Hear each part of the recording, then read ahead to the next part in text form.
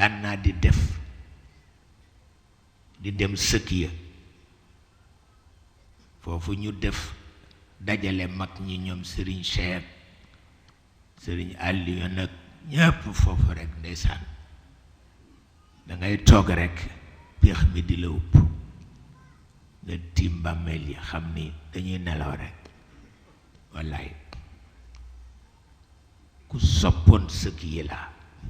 waaw bi ma gënee di xaleel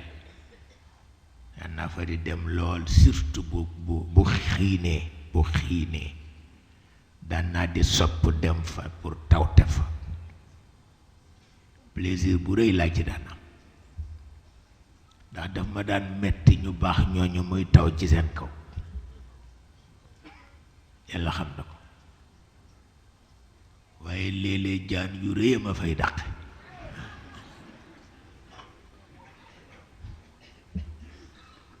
ndax foofu dafa bare jaan nag jaan yu dijj yi nekk ci biir tool yi léeg-léeg ñu génn tabarkalla nga xam ni ñoom ñëpp jaami yàlla lañu rekk te xamuloo luy seen secret ndax ñoo la jiitu ci àdduna benn xale bind na ma ko not ni ma waaw lu tax maam Sidil Hadj Malick daan tere ku écrasé melentaan ndax yërmandee ma taxoon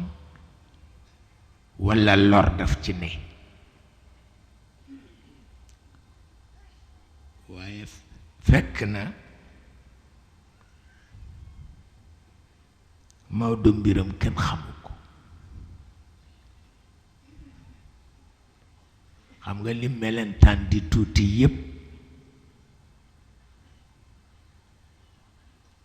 malaaka bi amee mbiram bu ñu koy écraser rekk mu di ko yëg te comme ñooy joxe information ci état dugub yéeg sànqal yéeg nawet bi ni mu demee ñoom ñoo koy joxe benn melentaan bu nekk ak malaaka bëgg méngoo boo ko écraser rekk mu yëg ko ndax dootul jot information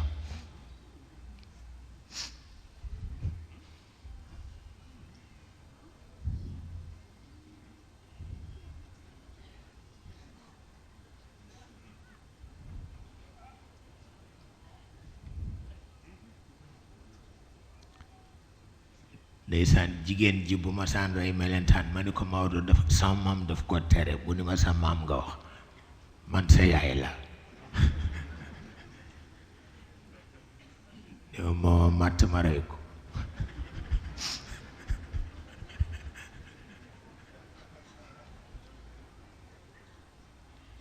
ma ni ko ak yomb moo ma màtt ma rey ko waaye matt bi jarul bakkan bi wallaay ndeysaan pour wax la ni doomu aadama muñul mukk wallaay ndeysaan